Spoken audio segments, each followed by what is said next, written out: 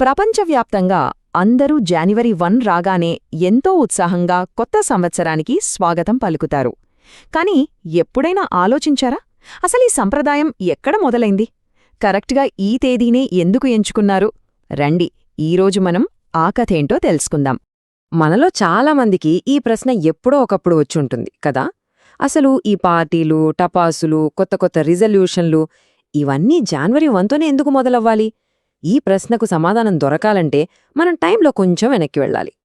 ఈ సమాధానం కోసం మనం కొన్ని శతాబ్దాల వెనక్కి ప్రయాణించాల్సి ఉంటుంది. ఎందుకంటే ఈరోజు మనం వాడుతున్న క్యాలెండర్ ఎప్పుడూ ఇలాగే లేదు. ఒకప్పుడు కొత్త సంవత్సరం అసలు జనవరి 1న మొదలయ్యేదే కాదు. అవును, మీరు విన్నది నిజమే. ప్రాచీన రోమన్ సామ్రాజ్యంలో సంవత్సరం మార్చి నెలతో మొదలయ్యేది.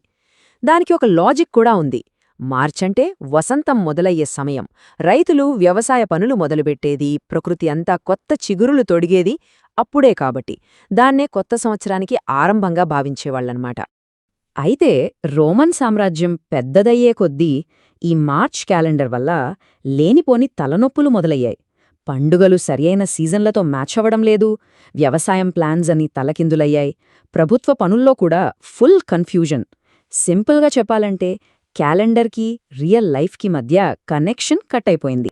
ఇలాంటి టైంలోనే ఈ మొత్తం గందరగోళానికి ఒక ఫుల్ స్టాప్ పెట్టడానికి ఒక పవర్ఫుల్ లీడర్ ముందుకొచ్చాడు.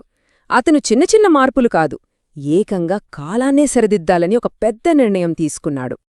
ఆయనే రోమన్ చరిత్రలోనే అత్యంత ప్రసిద్ధి చెందిన జూలియస్ సీజర్. ఆయన తన కాలంలోని మేధావులు, ఆస్ట్రానమర్ల సహాయంతో ఈ సమస్యకు ఒక పర్మనెంట్ సొల్యూషన్ వెతికి ఒక కొత్త క్యాలెండర్ను తయారు చెయ్యాలనుకున్నాడు.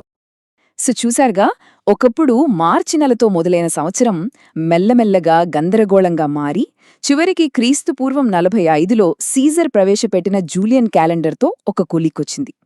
సూర్యుడి గమనం ఆధారంగా తయారుచేసిన ఈ క్యాలెండర్లోనే జనవరి 1ని అధికారికంగా కొత్త సంవత్సరపు మొదటి రోజుగా ఫిక్స్ చేశారు.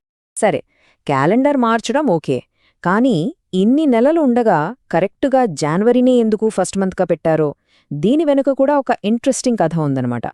జాన్వరి అనే పేరు జానస్ అనే ఒక రోమన్ దేవుడి పేరు మీద వచ్చింది.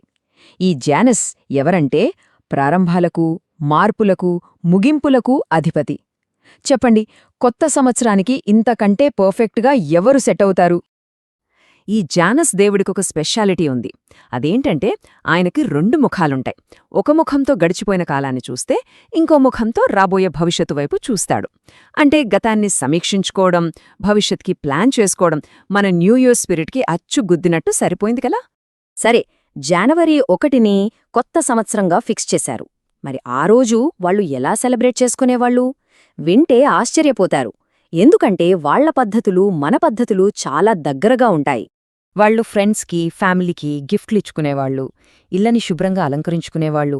అన్నిటికన్నా ముఖ్యంగా రాబోయే సంవత్సరంలో ఇంకా మంచిగా బ్రతకాలని, కొన్ని మంచి పనులు చేయాలని ఒకరికొకరు మాట ఇచ్చుకునేవాళ్లు. అచ్చం మన న్యూ ఇయర్ రెజల్యూషన్స్ లాగే కదూ. అలా రోమ్లో మొదలైన ఈ సంప్రదాయం మెల్లమెల్లగా శతాబ్దాలు దాటి, ఖండాలు దాటి ఇప్పుడు మనం చూస్తున్నట్టుగా ప్రపంచవ్యాప్తంగా పాకిపోయింది. చూడండి, వాళ్లు చేసుకున్న వాగ్దానాలే ఇప్పుడు మన న్యూ ఇయర్ రెజల్యూషన్స్. వాళ్లు పంచుకున్న బహుమతులే మనం చెప్పుకునే శుభాకాంక్షలు, మనం కలిసే పార్టీలు. కాని అప్పుడైనా ఇప్పుడైనా మారనిది ఒక్కటే, అదే భవిష్యత్తు మీద మనకున్న ఆశ. 2000 సంవత్సరాలకు పైగా ఆలోచిస్తేనే ఆశ్చర్యంగా ఉంది కదా. జూలియస్ సీజర్ తీసుకున్న ఒక్క చిన్న నిర్ణయం మన జీవితాల్ని, మన సంప్రదాయాల్ని ఎంతలా మార్చేసిందో. సో ఇప్పటినుంచి మనం ఎప్పుడు న్యూ ఇయర్ జరుపుకున్నా దాని వెనుక ఇంత పెద్ద కథ ఉందని గుర్తుంచుకుందాం. ఇది కేవలం క్యాలెండర్లో ఒక డేట్ మారడం కాదు, గతాన్ని చూసి నేర్చుకుని భవిష్యత్తు వైపు ఒక కొత్త ఆశతో అడుగు వేయడానికి మనకు దొరికిన ఒక అద్భుతమైన అవకాశం.